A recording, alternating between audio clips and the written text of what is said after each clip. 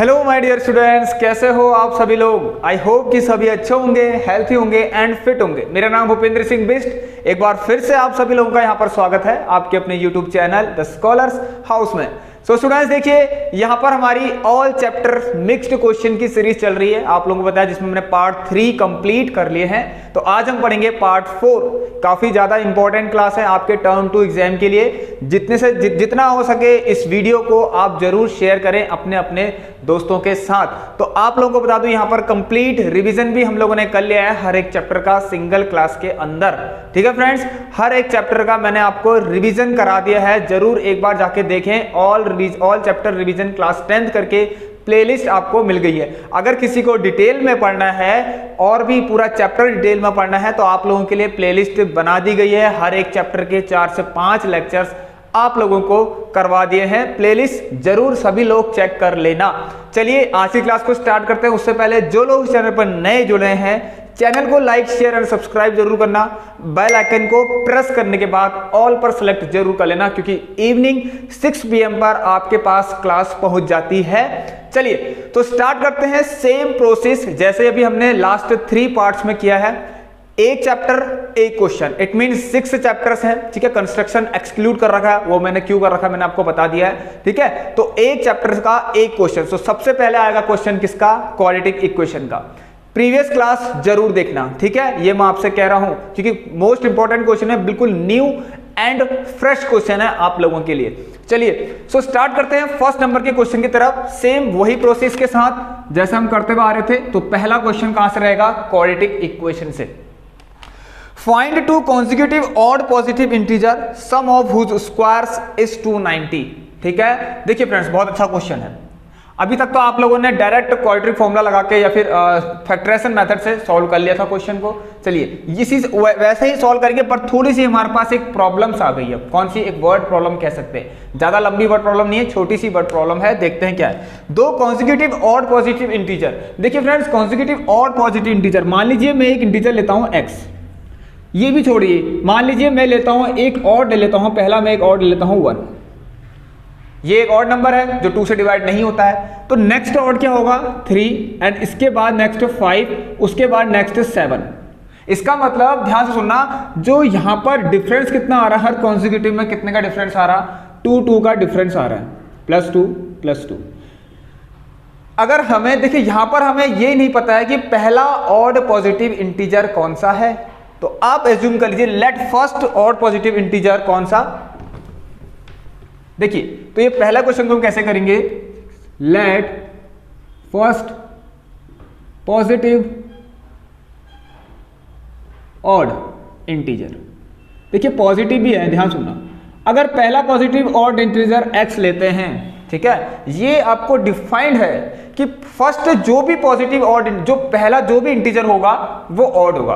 अब चाहे वो 1 हो, चाहे वो 3 हो, चाहे वो 5 हो, 7 हो, कुछ भी हो, 19 हो या फिर 11 हो। क्लियर है आपको। चलिए अब बात आती है नेक्स्ट, लेट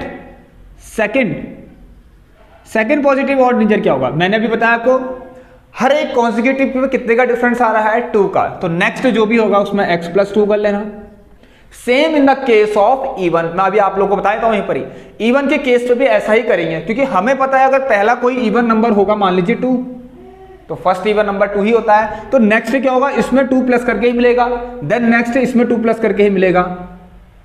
क्लियर है सबको, ये सारी बातें सबको क्लियर होनी चाहिए। चलिए तो यहां पर देखिए, हमारे पास ये पहले 2 कॉन्जिक्यूटिव पॉजिटिव इंटीजर्स आ चुके हैं आपके सामने। ठीक है, consecutive positive odd integers, consecutive positive odd integer, पहला ये तो अगला ये। समझे सभी लोग, मेरी बात को ध्यान सुनना। अगर 3 पूछा होगा तो देखिए मेरी बात ध्यान सुनना, ये तो 2 हैं। सो नेक्स्ट क्या करेंगे आप लोग, x + 4 कर देना। क्योंकि अगर पहला मान लीजिए, ध्यान सुनिए आप लोग, प्लीज मेरी बात ध्यान से सुनना। यहां देखिए हो क्या रहा है, देखिए अब इसके बाद का जो भी होगा ना, इसमें क्या हो रहा है, देखिए ये जो भी होगा, इस वाले का 2 और होगा, ये लीजिए, इस तरीके से चलता है। मतलब x + 2, then x + 4, then x + 6। मतलब अगर मैंने कह दिया पहला 3 है तो अगला 5, ठीक है, फिर 3 + 4 ये 7। देखिए इस तरीके से। आई होप कि आपको क्लियर होगा, ये कॉन्सेप्ट क्लियर होना चाहिए। अब आइए स्टेटमेंट के अंदर, बहुत ही प्यारा क्वेश्चन है आपके लिए ये क्वेश्चन। ठीक है, सबसे इंपॉर्टेंट चीज, sum of whose square, what is the meaning of sum of whose square. देखिए फ्रेंड्स, इनके स्क्वायर्स का सम, ध्यान से, ठीक है, इनके स्क्वायर्स का सम, ठीक है, इनके सम का स्क्वायर नहीं, इनके सम का स्क्वायर नहीं, इनके स्क्वायर्स का सम, ध्यान सुनना, sum of whose squares. So whose कौन, ये दोनों, तो सम ऑफ हुज स्क्वायर्स कौन, ये। सो अकॉर्डिंग टू क्वेश्चन ऐसे लिख सकते हैं आप लोग, सम ऑफ हुज स्क्वायर ये एंड ये मीनिंग में प्लीज आप कंफ्यूज मत रहिएगा, ठीक है, मीनिंग को ध्यान से सुनना। तो कितना दे रखा है 290। अब करना क्या है, मैं इस क्वेश्चन को आपको कहां से बताऊंगा, इस क्वेश्चन को मैं आपको क्वाड्रेटिक फॉर्मूला से करके दिखाऊंगा, जैसे कि मैंने आपको बताया था कि क्वाड्रेटिक फॉर्मूला भी हम करेंगे, फैक्टराइजेशन मेथड से आप करें, मैं क्वाड्रेटिक फॉर्मूला से करता हूं। चलिए, तो सबसे पहले तो हम इसको स्टैंडर्ड फॉर्म में चेंज कर लेते हैं, ए स्क्वायर प्लस बी स्क्वायर, ठीक है, 4 आएगा, प्लस 2ab, 2 2 जा 4x, ये 4 मैंने यहां लिख दिया, no problem, everything is clear, कोई प्रॉब्लम नहीं है। 2x स्क्वायर प्लस 4x, ये जब यहां आएगा तो कितना बनाएगा, प्लस का 286 इज इक्वल टू 0। छोटा सा काम करिए आप लोग, 2 1 जा 2, 2 2 जा 4, 2 1 जा 2, 2 4 जाए, 2 3 जा 6। सो ये आ गया हमारे पास x square plus 2x plus 143 is equal to 0। ठीक है, इतना सबको समझ में आया। सॉरी, यहां पर ध्यान देना, ये नेगेटिव में आएगा, इस बात का आप ध्यान देना, क्योंकि ये यहां जाएगा तो नेगेटिव होगा, इस बात का सभी लोग ध्यान देना, ठीक है। ये प्लस है, ये इधर आएगा, देखिए 4 माइनस 290 करके होगा तो 4 माइनस 290 होगा तो माइनस का 286 आएगा।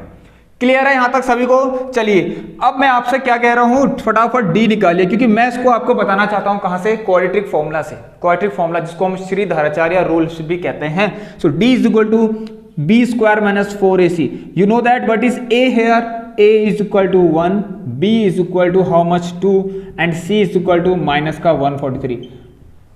यहां पर पुट कर लीजिए, तो b कितना है आपका 2 का स्क्वायर 4 माइनस 4, a कितना है 1 एंड c कितना है माइनस का 143।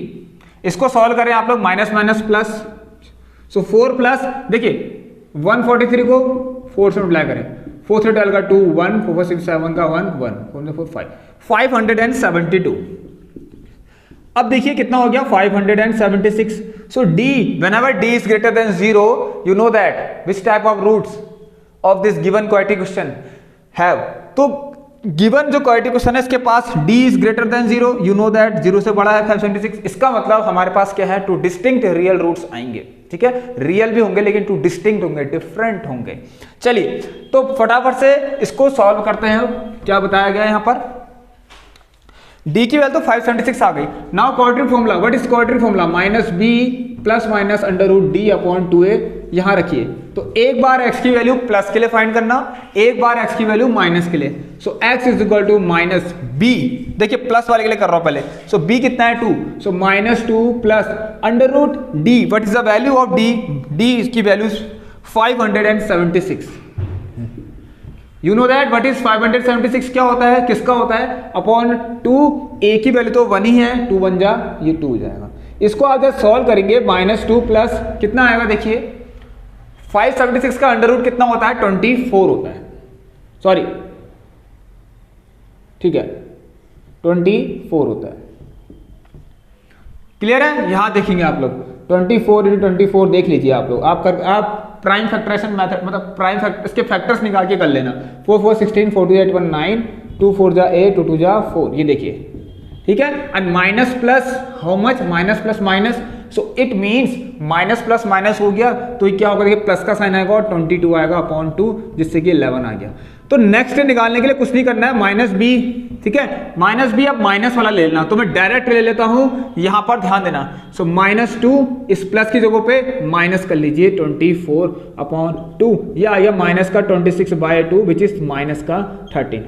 अब दो रूट्स तो निकल गए, कौन कौन से, अगर रूट्स पूछा था तो रूट्स क्या है, दो रूट्स कौन कौन से निकले, एक 11 निकला, एक -13 निकला। सो ये है क्या, पॉजिटिव ऑड इंटीजर है, क्या है, पॉजिटिव है। सो टेक पॉजिटिव 1 ओनली, तो मतलब हमारे पास जो x की वैल्यू आएगी वो हम 11 ही लेंगे, क्योंकि पॉजिटिव की बात हो रही है। सो इसका मतलब पहला कितना 11, तो 11 प्लस 2 13। तो फर्स्ट पॉजिटिव ऑड इंटीजर 11 आ गया, सेकंड क्या आ गया 13 आ गया। तो इसका आंसर आप लोग लिख लेना कौन कौन से हो गए, ये हो गया 11, 13।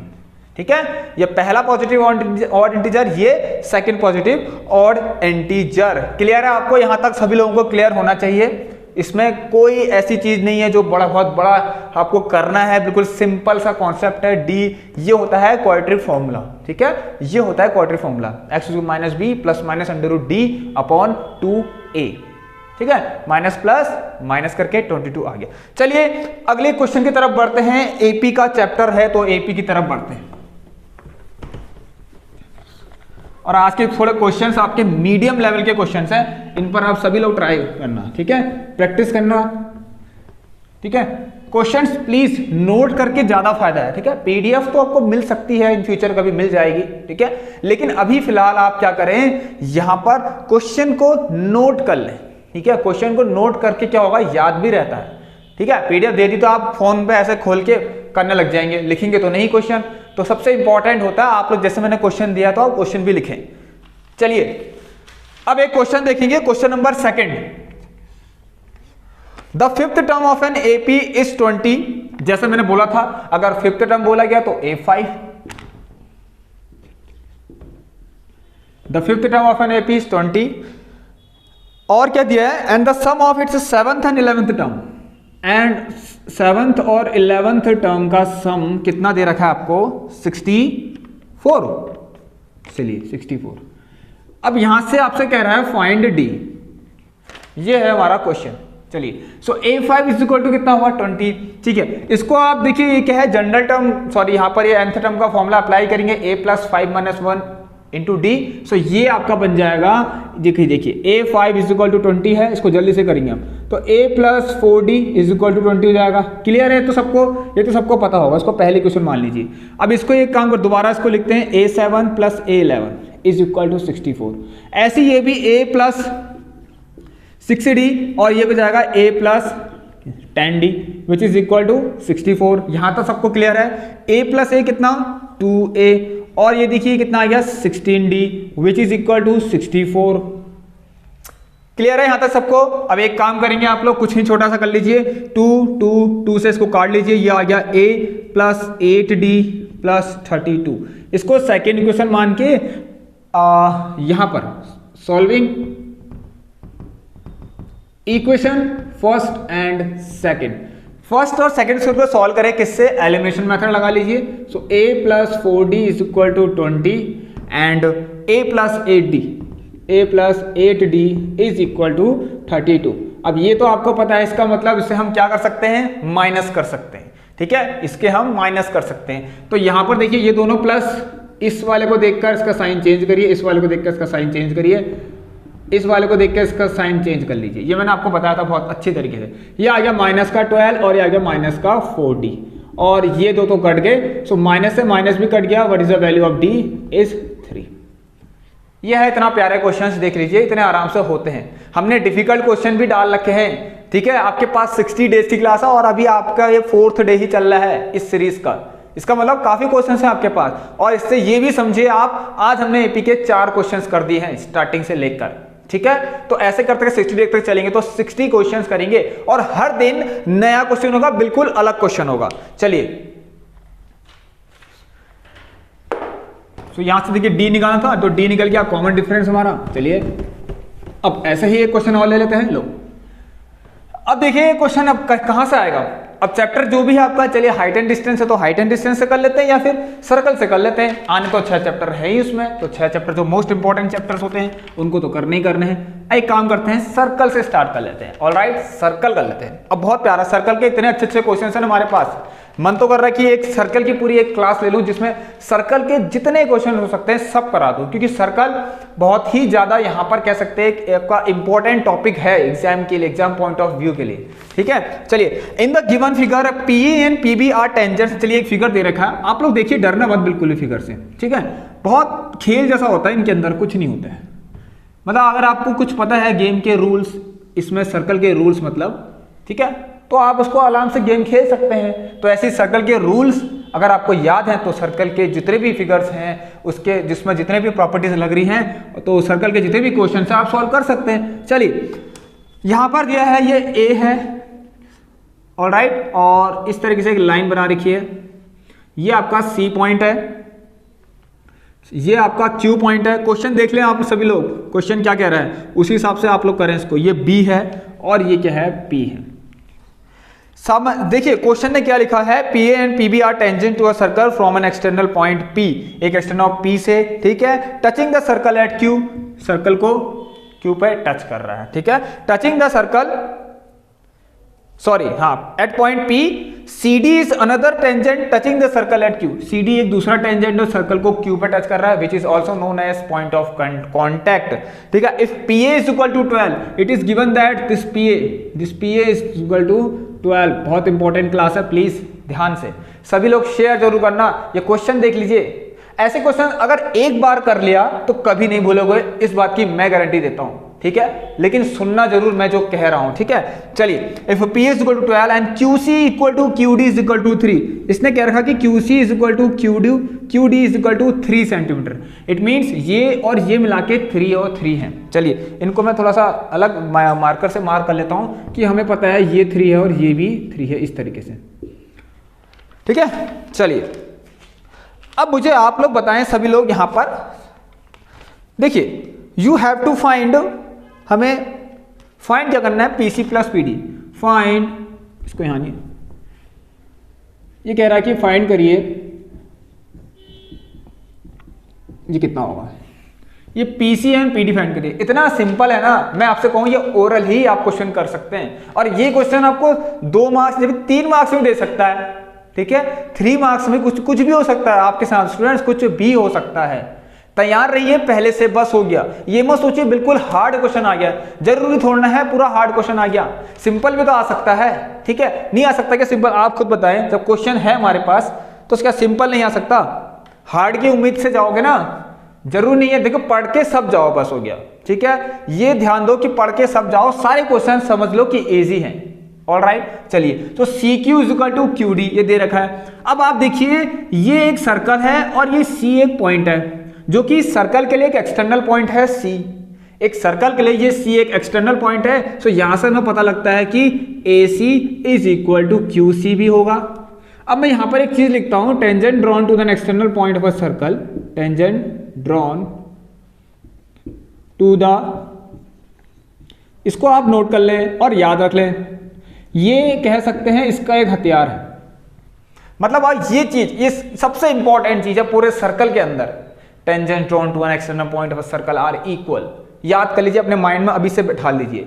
इसी से ही सारे क्वेश्चन सॉल्व होते हैं सर्कल के, इसी से ही सारे क्वेश्चन सर्कल के सॉल्व होते हैं। और एक चीज और होती है कि tangent drawn to a circle is perpendicular to the radius, वो ये 2 पॉइंट सबसे इंपॉर्टेंट है सर्कल के अंदर, कुछ मत करिए, बिल्कुल क्वेश्चन आपका सॉल्व हो जाएगा। To the external point of a circle are equal, clear है इतना। चलिए क्योंकि A C equal to Q C है, साथ साथ लिख लीजिए कि B D is equal to Q D भी, बी डी ये दोनों एक ही तो है, क्यू डी अब ये एक्सटर्नल पॉइंट है। अब एक चीज और लिख देते हैं यहां पर, जो चीज आपको पता है। अब ये सर्कल के लिए ये भी तो एक एक्सटर्नल पॉइंट है पी, इसका मतलब A P is equal to B P लीजिए, एग्जामिनर खुश हो जाएगा, ठीक है। कैसे खुश होगा, जब आपने ये तीनों चीज लिख दी होंगी तो, ठीक है। अगर आपने दोनों 3 की 3 चीजें लिख दी, 3 मार्क्स का पेपर भी होगा तो खुशी खुशी आपको वो 1.5 मार्क्स तो दे ही देगा, ठीक है। तो AP इज इक्वल टू, इतनी मैं गारंटी ले रहा हूं आपकी, ठीक है, AP is equal to BP, समझिए इस बात, ये सारी चीज इसी के अंदर आ गई, ठीक है, ये सारी चीज इसी के अंदर आ गई, आप ध्यान देना। So AP is equal to BP, क्योंकि tangent drawn to the external points of a circle, points नहीं point of a same circle भी कह सकते हैं, आर इक्वल्स, ठीक है। टेंजेंट्स, 2 टेंजेंट्स की बात हो रही है यहां पर। चलिए अब यहां से क्या समझते हैं आप लोग, देखिए QC है तो AC, इसका मतलब so according to these 3 equations, यहां पर इसके अकॉर्डिंग, तो देयरफॉर हम लिख सकते हैं कि यहां पर देखिए QC हमें पता है QC कितना है, तो AC कितना हो गया, AC भी 3 सेंटीमीटर हो गया, और आपका यहां से BD भी कितना हो गया, BD कितना हो गया 3 centimetre, and the last one is AP जब दिया था तो BP भी कितना हो गया, BP भी कितना हो गया 3 सेंटीमीटर। अब इतना प्यारा क्वेश्चन है, आपसे कह रहा है पीसी एंड पीडी निकालिए। अब देखिए अभी भी आपने कहा कि ये कितना हो गया 12, क्योंकि प्रॉपर्टी है 12 सेंटीमीटर हो गया। ये आपको पता है कितना है, ये वाला हिस्सा यहां से यहां तक ये है 3, 12 - 3। अगर पीडी फाइंड करना है,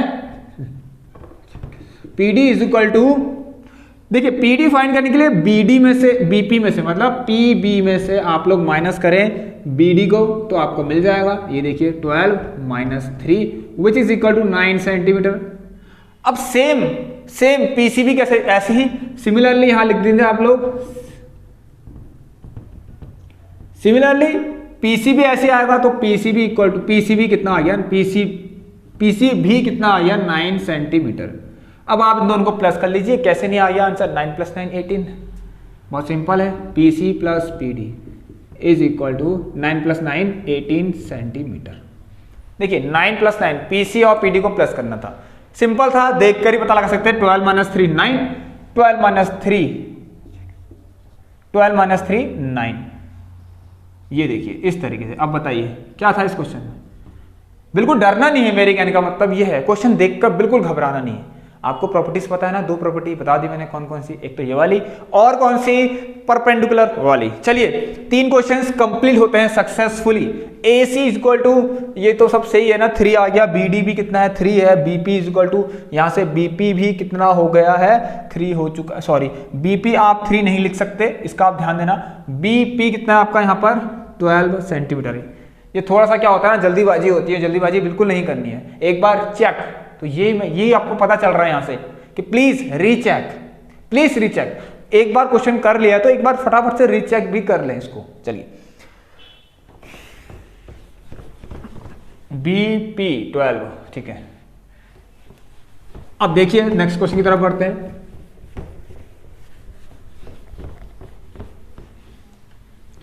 क्वेश्चन नंबर 4 कहां से लेके आए बताइए। क्वेश्चन नंबर 4 से लेकर आते हैं, कहां से लेके आए, इसको लेके आते हैं हाइट एंड डिस्टेंस से। चलिए, from the top of a building 60 metre high. अब देखिए जो भी चीज हो रहा है ना, from the top of building, इसमें कंफ्यूजन करता है बच्चा, रट लेता है कि बिल्डिंग हमेशा ऊंची रहेगी या टावर हमेशा ऊंचा ही रहेगा। ठीक है, क्वेश्चन नहीं पढ़ता है, किसी ने बता दिया होगा कि टावर को हमेशा ऊंचा ही लेना, बिल्डिंग को हमेशा ऊंचा ही लेना टावर से, बट ऐसा नहीं है बिल्कुल भी। क्वेश्चन को पढ़े पहले, ठीक है। From the top of a building, देखिए मान लीजिए एक बिल्डिंग है इस तरीके से। अब बिल्डिंग के टॉप से अगर मैं कहूं एंगल ऑफ एलिवेशन बन रहा है, बिल्डिंग के टॉप से एंगल ऑफ एलिवेशन बन रहा है किसी का, ठीक है, मतलब किसी भी ऑब्जेक्ट का या फिर किसी भी टावर का। सो आप यहां से एंगल उठाएंगे ऊपर को। अब बिल्डिंग के टॉप से जब एंगल ऑफ डिप्रेशन बन रहा है तो कोई चीज नीचे होगी बिल्डिंग से, समझ में आ गया, इतना ही तो है, घबराना नहीं है। तो इसका मतलब क्वेश्चन कह रहा है यहां पर कि from the top of a building 60 metre high एक बिल्डिंग है। अब ध्यान से सुनना इसको, यहां से एंगल ऑफ डिप्रेशन बन रहे हैं, एंगल ऑफ डिप्रेशन बन रहे मतलब नीचे with respect to the horizontal के रिस्पेक्ट में, ये हॉरिजॉन्टल, इसके रिस्पेक्ट में ऐसे करके ये देखिए ये एंगल बन गया आपका। So with respect to this horizontal यहां पर एंगल ऑफ डिप्रेशन बन रहा है। ये टावर के टॉप और बॉटम का टावर, ये टावर है, ये बिल्डिंग है इस साइड, ध्यान देना।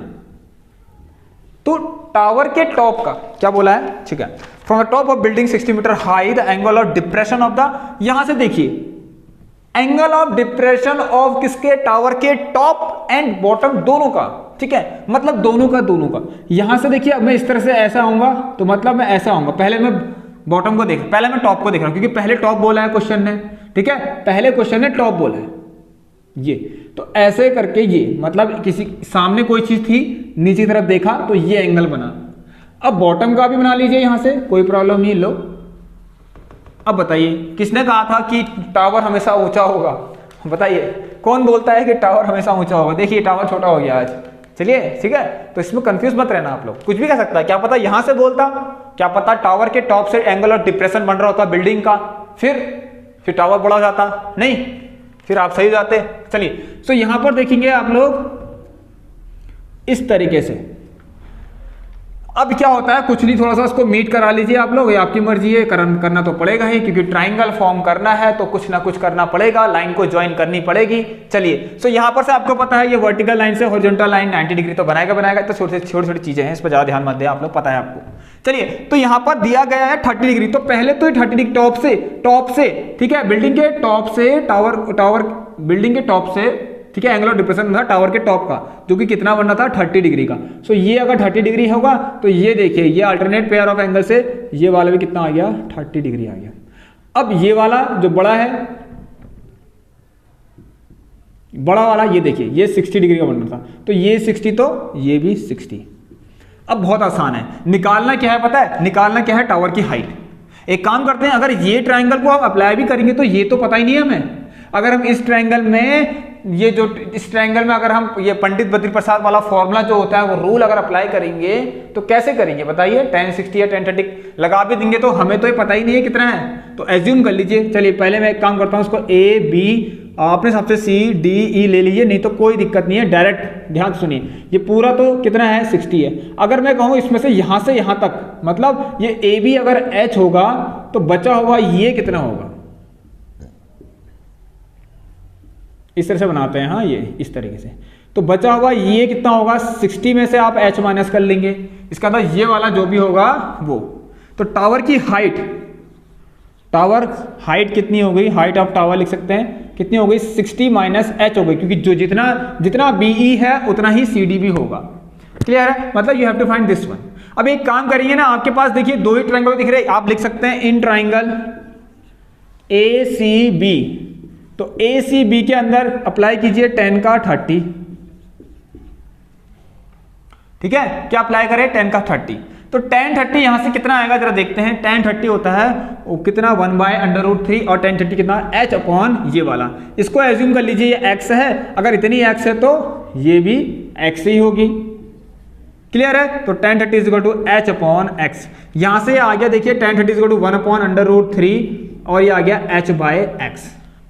इसको अभी ऐसे छोड़िए, इन ट्राइंगल ए डी और ई, सो ए डी ई ट्राइंगल के अंदर आप लोग क्या अप्लाई करें, tan का 60, सो tan 60 कितना आएगा आप बताइए, tan 60 मतलब ये पूरा ट्राइंगल, अब देखिए यहां से लेकर यहां तक तो पूरा 60 है, तो कितना आएगा 60 अपॉन ये पूरा x, सो ये कितना आ गया, tan 60 होता है √3 60 अपॉन x, यहां से x निकालेंगे तो 60/√3, ठीक है, डिस्लेशन करिए इस तरीके से, तो ये आ जाएगा आपका 60/√3 अपॉन √3 और ये हो गया आपका 20, सो x जो आ गया आपका 20/√3 आ गया। इस क्वेश्चन का सबसे इंपॉर्टेंट था क्या, यही तो होता है, ये हाइट एंड डिस्टेंस और जो सम एप्लीकेशन ट्रिग्नोमेट्री जो क्वेश्चन चैप्टर होते हैं, इनमें सबसे इंपॉर्टेंट डायग्राम ही होता है, अगर डायग्राम आ गया फिर तो आप कैलकुलेशन है आराम से कर लेंगे। सो x इज इक्वल टू इतना आ गया, आप ये यहां रख दीजिए, देखिए तो h इज इक्वल टू, देखिए h equal to x upon √3 है, ठीक है, यहां से देखिए मैंने यहां से किया उसको, तो ये x इज इक्वल टू 20√3 है, इसको यहां रख दीजिए, h is equal to 20/√3 upon √3, इससे ये कट गया, you will get the value of h 20। आपको ये हाइट मिली है 20, निकालना क्या था ये वाली, तो बस टावर की हाइट, जो हाइट ऑफ टावर कितनी हो गई, क्लियर है सबको, शेयर कर दीजिए सबको, सारे स्टूडेंट्स को नॉलेज मिलनी चाहिए, सभी को पढ़ना है यहाँ पर, ठीक है, सभी को अच्छे स्कोर करने हैं, 40 आउट ऑफ 40 करने हैं, तो ध्यान दीजिए क्लास के अंदर। 60 माइनस h, इसका मतलब 60 माइनस h 20 आया तो 40 मीटर या फिर सेंटीमीटर जो भी दे रखा है अपने हिसाब से रख लेना, ये हो गया आपका क्वेश्चन। अब फिफ्थ क्वेश्चन की तरफ बढ़ते हैं, कहाँ से आएगा, सरफेस एरिया वॉल्यूम से आएगा। चलिए इसको देख लीजिए एक बार अच्छे से। ऑल राइट, एवरीथिंग क्लियर, ठीक है, 60 माइनस h और ठीक है tan 60 is equal to, all right, tan 60 √3 होता है, सो परपेंडिकुलर अपॉन हाइपोटेनियस, ये तो आपको पता होगा, सॉरी परपेंडिकुलर अपॉन बेस, ठीक है, परपेंडिकुलर अपॉन बेस का कॉन्सेप्ट। चलिए अब बढ़ते हैं क्वेश्चन नंबर 5 की तरफ, इसको भी जल्दी से कर लेते हैं।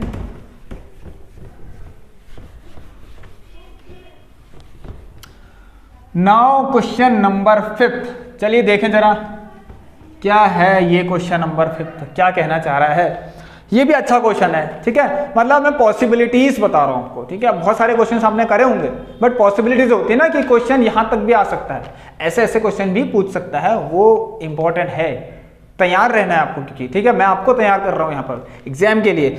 सो the CSA of a cylinder is 264।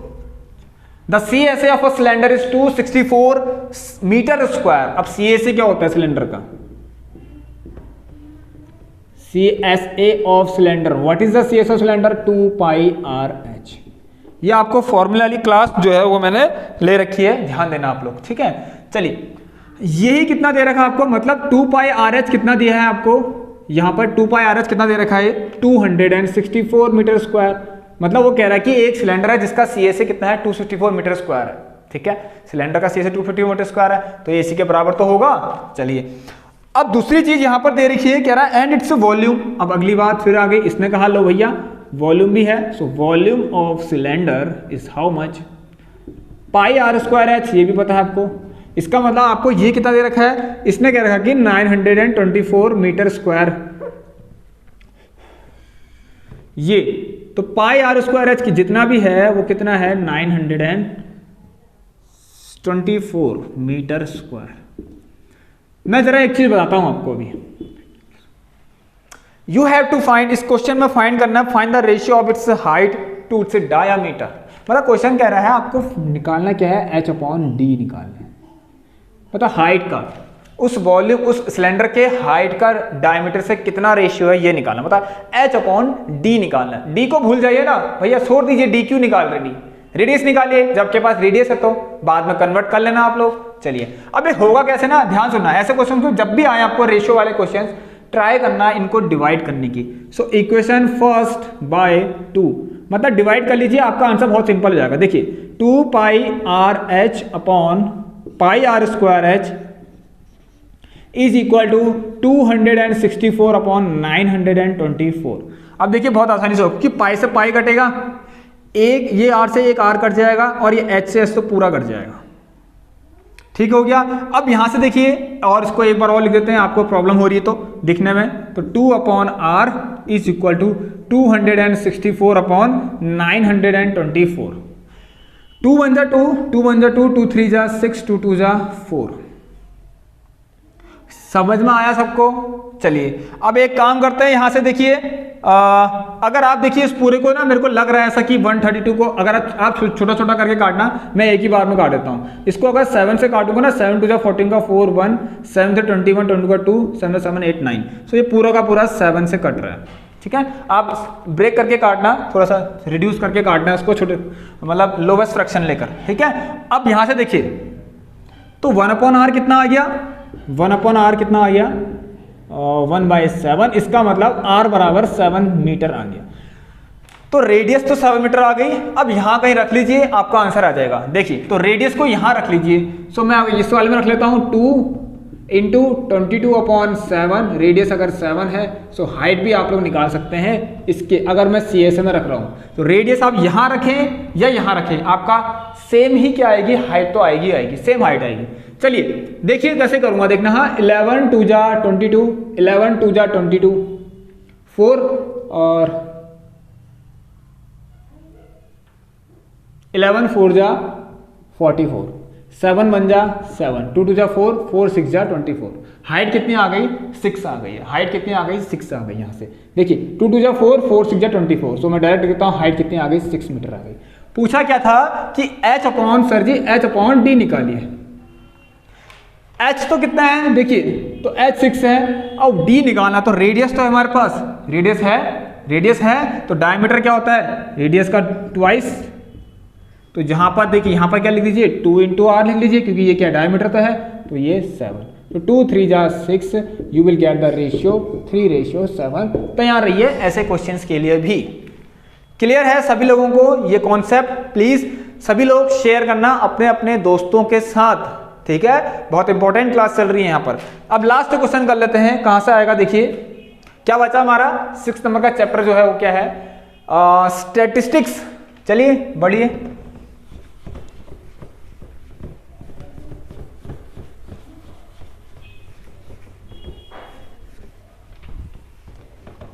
आइए, सो स्टैटिस्टिक्स के अंदर फिर से आज मैं एक क्वेश्चन और ले रहा हूं आपका, कौन सा, मिसिंग फ्रीक्वेंसी का।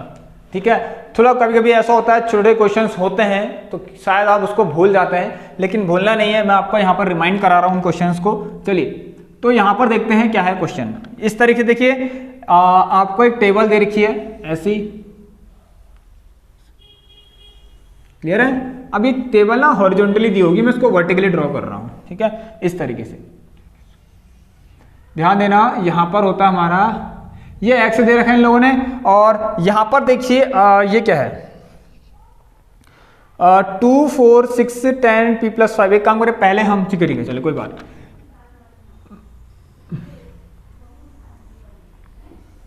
ध्यान देना सभी लोग, 1 2 3 1 2 3 4 5 3 4 5, कोई बात नहीं। ये आ गया हमारा, ये एफ दे रखा है। ठीक है, ध्यान सुनना, अब x है तो xi ले लीजिए, इसको fi ले लीजिए, क्योंकि यहाँ पर क्लास इंटरवल नहीं दे रखी है। ठीक है, सीधे xi दे रखा है। अब ध्यान सुनना, यहाँ पर बोला गया है if the mean of the following distribution is 6। अब एक यहाँ पर एक मैं बना लेता हूँ, यहाँ पर देखिए कुछ आपको ये दे रखे हैं, ये 2, ये 4, ये 6 और ये 10 और ये p + 5। वैसे तो मुझे इसको आगे लिखना चाहिए था, बट कोई प्रॉब्लम नहीं है। ठीक है, यहाँ पर 3 2 3 1 2 3 2 3 1 2, ये रेड से दिख रहा है आप लोगों को। चलिए अब देखिए क्या होता है ना, मीन निकालने का फॉर्मूला तो आपको पता है, x बार = sigma fi xi upon sigma fi। अब यहाँ पर क्या है, मीन आपको ऑलरेडी गिवन है, क्योंकि यहाँ पर एक मिसिंग फ्रीक्वेंसी निकालनी है। So mean is given to you that 6 1, mean is 6, इस पूरे का मीन 6 है। तो आपको तो एक चीज पता ही है, यहाँ पर पहले हम क्या करते हैं, fi और xi करते हैं। अगर ये क्लास इंटरवल ही होता है यहाँ पर, ठीक है, तब क्या करते थे हम, xi निकालने का ये मिड वैल्यूज ही होती है ना, तो xi कैसे निकालते थे हम, कैसे निकालते थे xi, upper limit plus lower limit upon 2। यहाँ पर ऑलरेडी दे रखी है, तो फटाफट 2 3 जा 6, 4 2 जा 8, 6 3 जा 18, 10 1 जा 10। ये आगे देखिए 2 से इसको मल्टीप्लाई करेंगे 2p और प्लस 2 5 जा 10 भी होगा।